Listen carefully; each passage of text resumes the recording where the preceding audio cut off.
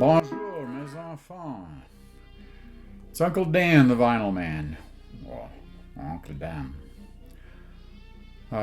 Here with another episode of Uncle Dan's Vintage Vinyl, the YouTube channel that don't teach you nothing, none whatsoever. Today might be, I kind of think a little mixed, a little joy, little sorrow. Last Wednesday, my beloved brother Roy died. He was my best viewer and my best commenter on the channel. But miss him for that, but I'll miss him anyway. He's a good man. And today, what I've got is a little connected with it. I had driven down to see him. I did manage to see him in the last day he was living and got to spend some time with him, although he was in great pain. And was struggling greatly, but he knew I was there and we were able to communicate some, even though he was having a hard time talking. But fortunate I was there for that, and was also able to be there for his funeral. On the way back, I stopped in St. Paul and went by Cheapo Records and picked up a bunch of, Cheapo Discs it's called, but picked up a bunch of stuff, including this, Spike Jones playing Hank Williams. And when I say Hank Williams, there's only one Hank Williams. There is rumor of a Hank Williams Jr., but we don't talk about Hank Williams Jr. There was just Hank Williams, and we do not call him Hank Williams Sr. He weren't nothing but Hank Williams. Anyway, this is Spike Jones, whom you may know from the band. The band's great song. Got Spike Jones on the box. Got Spike Jones on the box, and can't stand the way he sings, but I love to hear him talk.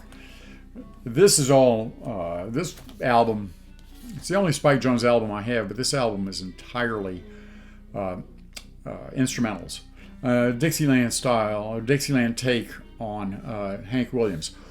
And it works out great. It combines, I think, you can get the sense of sorrow that was very, very common in Hank Williams, but also the sense of joy, even that was present in most of the songs. So this is great, a great album, and it would cost all of $2.10.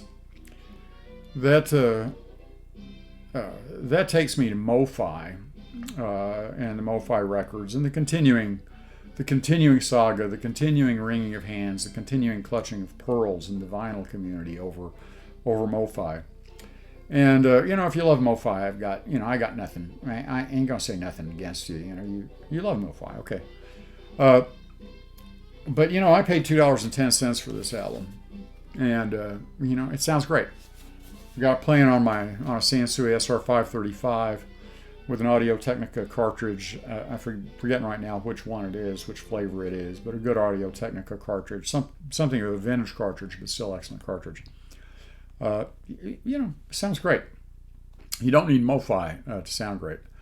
It does turn out that I did investigate a little bit more, and it turns out that MoFi is, yes, indeed, using a digital step, but their sound engineers chose to use the digital step because they were using the old sources, the original analog tapes, which had degraded over the years.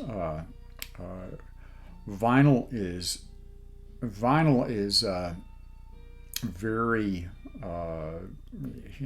vinyl is pretty archival if it's not used. Vinyl will degrade; it will continue to off gas as any plastics will, but tape will be worse about it because the old analog tapes.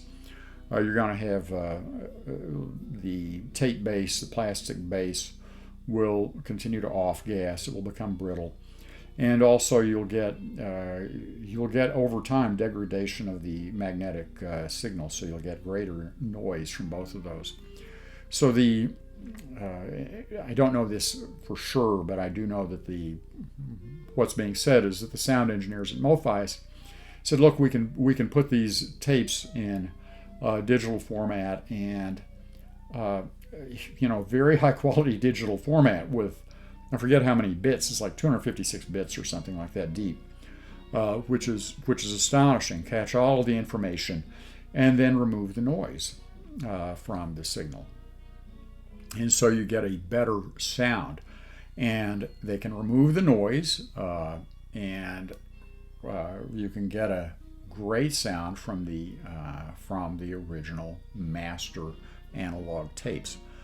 I think that is an entirely legitimate approach to this matter. And if I were buying MoFi, I'd say thank you, because the rest of it, they are supposed to have very good quality pressings. The mastering is supposed to be very, very good. So I'm like, okay, guys, this sounds just fine. Let's not complain about it. But some people want it all analog, and they think that if there's any digital step, it's somehow sacrilegious. I'm not a believer in that. As I've expressed before, records are not a great means of saving and using, or they're not real accurate. They're just not real accurate sources. You can do much, much better with a good digital source. And if you're serious about it, I'd recommend that. Anyway, you can get, though, great sound. You don't have to go buy $100 plus MoFi records. You can get great sounds out of stuff like this. So that's really what my channel is about. Having fun, finding old stuff, listening to it, saving it, because some of this stuff otherwise is going to go away. So you can save these old things that are, I don't know how many times this was. This is, by the way, a mono version of it, which is cool. The mono's I think mono. I'm one of those guys who's become a mono purist. I think monaural recordings and monaural playback equipment for vinyl would be better. But anyway, this is a mono recording, which sounds fabulous. But you can get this great sound for $2.10. Go give that a whirl, folks. Anyway, so finally I want to bring this back around to my brother Roy, who was a big fan of Hank Williams. I don't know if he knew Spike Jones. I'm sure, he knew the song with Spike Jones on the box. I don't know if he was a Spike Jones fan. But Roy was very Catholic in his tastes about things, and so I suspect that he would have liked this album, and I'm sorry that I can't share it with him. So Uncle Dan, being maybe a little uncharacteristically somber, but c'est la vie, n'est-ce pas? Uncle Dan, the Vinyl Man, please hit like and subscribe and comment now that my brother Roy won't be commenting. And now, once more, as always, mes enfants, au revoir et aussi. À bientôt.